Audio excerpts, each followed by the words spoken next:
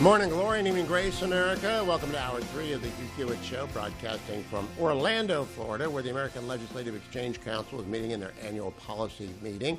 I'm pleased to welcome at this point Caroline Harris Davila. Did I get that right? Davila. Yes, sir. She is a representative for the state District 52 in Texas. And tell us where House District 52 is. Absolutely. House District 52 is right outside of Austin. And the biggest city in my district is Round Rock, Texas, and that's where I grew up. So what is Round Rock, Texas like? Round Rock is an amazing place to raise your family. It's very family friendly. There's lots of youth sports activities there. That's kind of what we're known for. But it's right outside of Austin. So it's kind of the suburban area where a lot of people live in. Is that where the normies go to get out of Austin? Absolutely. Yes. No, absolutely. Well, I've had Matthew McConaughey on. I have to be nice. Oh, Matthew really? was very, very nice. And when his book Green Lights came out, we botched the recording. And the next day, I called him up and said, we botched it. He did it again. And he really is a wonderful guy. And so he lives in Austin, so I won't rag on Austin much. But they don't send many Republicans to the State House. No, they don't. Absolutely. We joke that sometimes we need a wall between Austin and my district. Yep. So, but yeah, my district is about 55% Republican. And what's going on in there? What sort of stuff is happening? We have so much growth. So we have Samsung building their newest semiconductor manufacturing facility. How many people in my district? Oh my goodness, thousands. That's amazing. It's been great for our district and for our community. The school district there is absolutely benefiting from their presence. And we're getting a lot of defense companies. We're getting a lot of space companies. It's exciting. It's very exciting. Now, creep from Austin. I mean, in all seriousness, people move to Austin because they love it for a lot of reasons, but they can tend to be Democrats left to center. Is that happening in the suburban ring? Yes, it is. And I knock on a lot of doors every cycle. I love doing it, getting to know my constituents. And that's one thing I ask them. Did you move from Austin? And if you did, why? And I get a lot of the prices going up in Austin. And so people are moving into my district because it's more manageable and it's safer. I have had a lot of people mention that to me, that they moved out of Austin because of they're concerned about the safety of their family. You have your own police department? Yes. And that's a good thing to have. And absolutely. You can control. Absolutely. So tell me about housing affordability. When things start popping, house prices don't stop. I mean, they go up. What's going on there? So in Texas, in the past legislative session, we actually did a lot of work to remove barriers for developers and builders to be able to build better and faster in Texas. So we are still not keeping up with the demand. As you know, everybody's moving from all the other states to Texas. Especially the hill country, especially there. Yes. Dripping Springs, yes, absolutely. And to my district, too, we got a lot of good jobs, as you can imagine. So we're getting a lot of people from California, New York, all over the country. Is there a university system attached anywhere in your district or adjacent to it? Yes. So the University of Texas is not too far in Austin. And then we also have University of Texas A&M in my district, kind of a satellite school there. Okay. So that's, you've got all sorts. You've got all sorts of people, all sorts of demographic. You took that district over from a fairly well-known Mr. Tallarico. Tell us about that. Yes, I did. Absolutely. So I grew up in Round Rock. That's where I represent. And Tallarico was my state representative for 4 years. And he would come into the district and he would ever win anything? Well, he was smart. He knocked on doors, even Republican doors.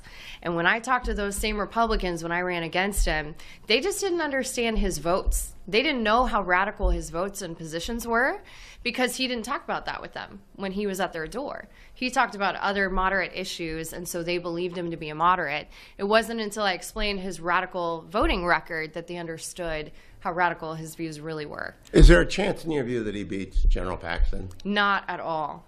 Not at all. Okay. I mean, his record is so radical. It's not even mainstream Democrat favorable, in my opinion. You know, he does speak well, but his policies. Well, we have an argument radical. about that. Yeah.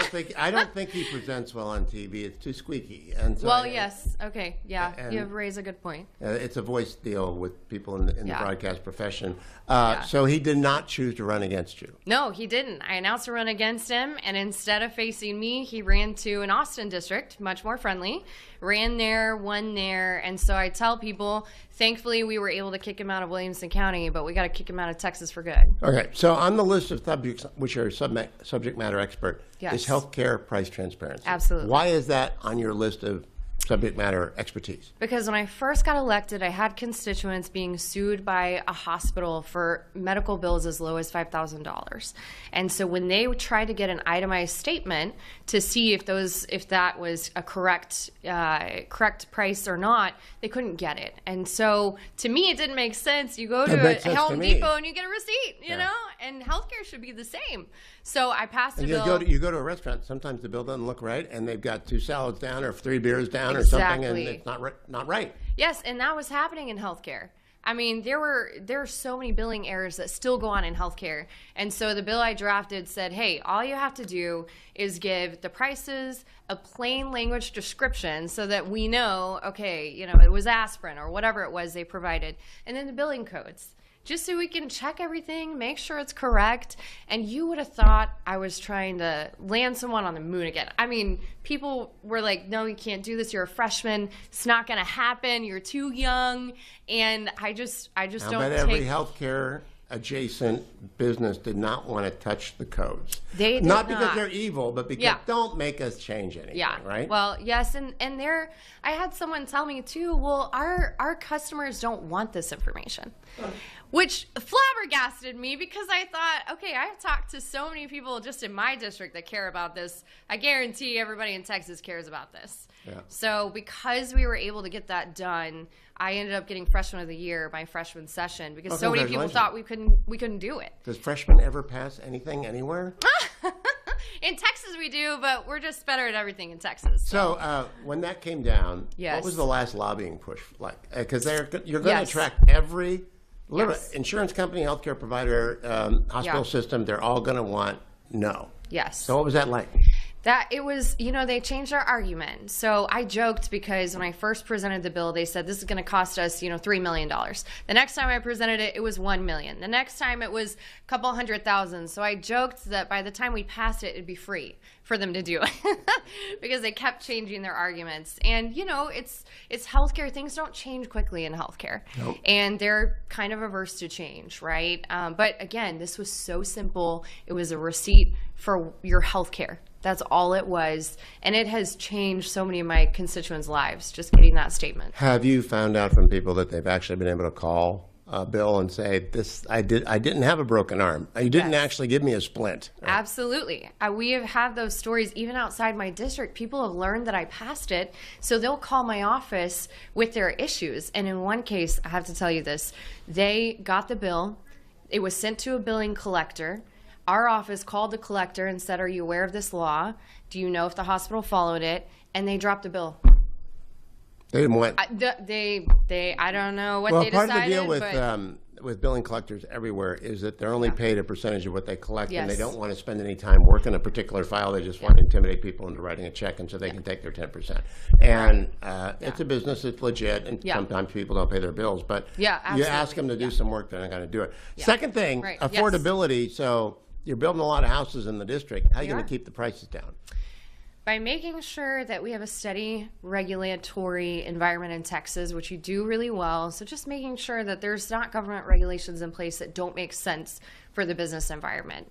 We did that this past session, just making sure that if there's a lot, for example, that can have 4 houses on it, the city is not saying you can't do that. You know, and it just, if it makes sense, the developer can come in and do it and provide that service. So I was under the impression Texas was pretty welcoming when it came to property rights. If you can put 10 houses on there, you can put 10 houses on there. It's true. It's just some of the big cities.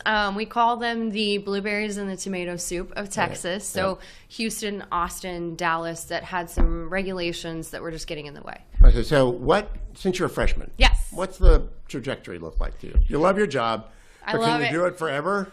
I could do this forever. I love what I do. I like being in the Texas House because I do have 200,000 constituents, but I still feel very close to them.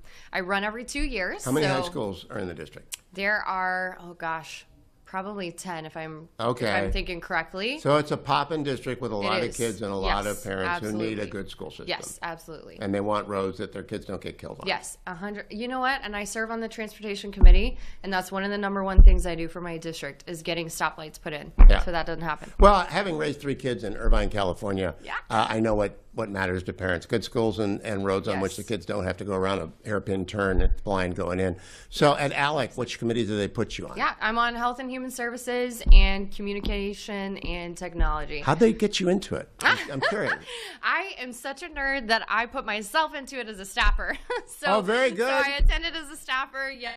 And then as a member, of course, I attended everything. And I love what ALEC does. Yeah. I absolutely love it. You know, Texas, we lead on policy, and a lot of our model policy makes its way to ALEC. And I always tell everybody, if you institute ALEC model policies in your state, it's going to be more affordable, a better place to live, and more people are going to move to your state. And be safer and happier. Yes. Caroline Harris, Davila? You got it. I got it right? Yes. From House District 52 in Texas. Thank you for joining me. Come back next year if I'm back. Hey, everyone, stay tuned. I got a couple more legislators coming up from Orlando. I'm Hugh Hewitt.